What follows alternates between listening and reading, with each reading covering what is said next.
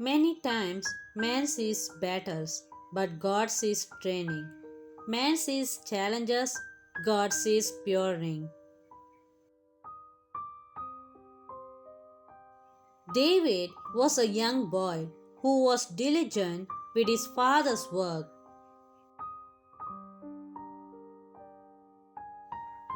The Bible speaks about him being young and in the field taking care of his father's sheep. While he was running errands for his father, David made his next step to greatness.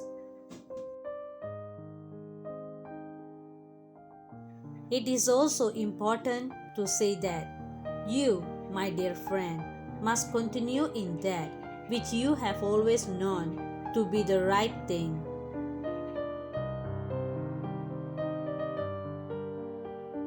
In this, you will find that you are taken to the next step of your greatness despite the fact that you are facing some challenges.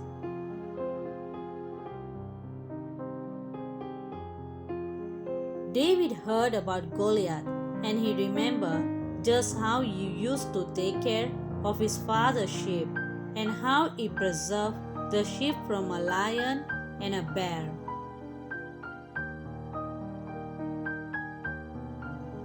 Dear believer, I want you to know that those battle times are never for a waste. I have mentioned earlier, and I am saying it again, that the experience is needed for you to move to the next stage of God's plan for you. And you must not despise them.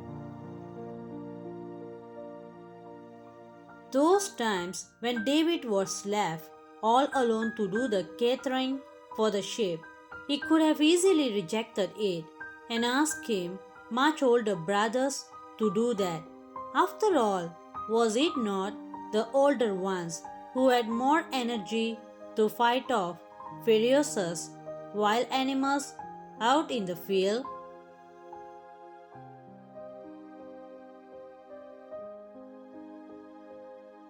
But David decided not to think anything of it, and he took the responsibility as though his life depended on it.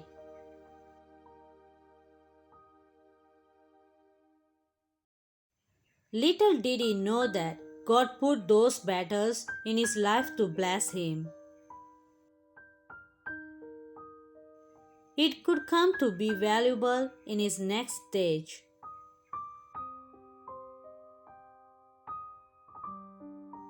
These precious encounters and experience with a type of battle gave David the kind of courage that he needed to defeat Goliath.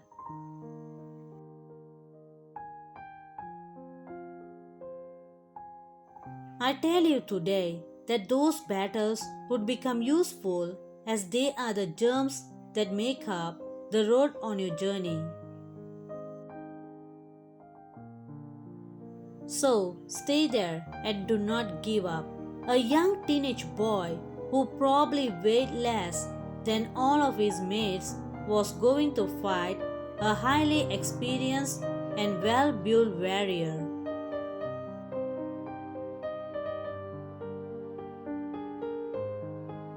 Maybe, like Goliath, the battle you are facing right now might be the type that seems so strong, hated, and seem undefeatable.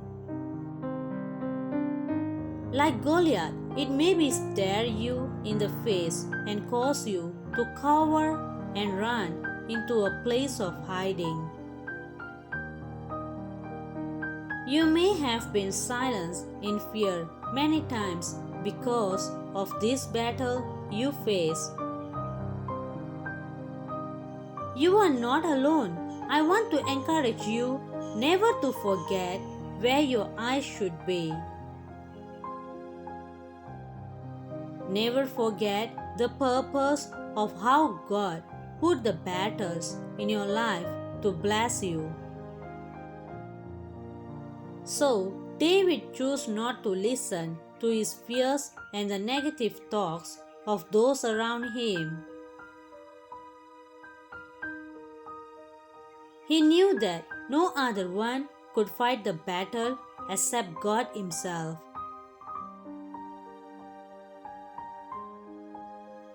He had previous experience with God, where God showed Himself mighty on the battlefield of David's life.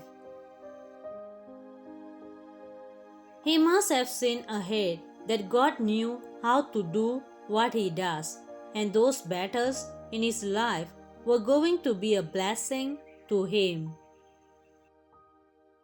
Like David, I enjoying you, dear friend, not to entertain anything that would take your eyes off the focus that the result of those battles will be blessings for you. You are not to entertain them no matter where they are coming from.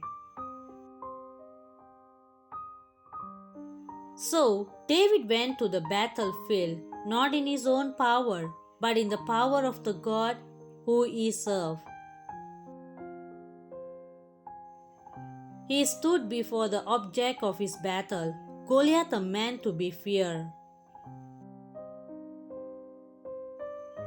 But in what name did David come? In the name of the only one who knew how to turn battles into blessings. One of the things I love about this account of David is the boldness that executed him. In times when you face the struggles of life, one thing that you will need to hold on to and keep holding on to through this period is your boldness. Even though he was faced with the most popular, most dreaded giant of his own time, David decided that stand in boldness. He told the giant that he had come to him in the name of the Lord. He took his stand and was bold, dear friend, in navigating through this tough period of life battles. Even as you wait for God to turn them into blessings, maintain your boldness and do not let the devil take that away from you. Remember that when certain battles seem to be overwhelming, the blessings coming would also be overwhelming because it's only but a training. God bless you.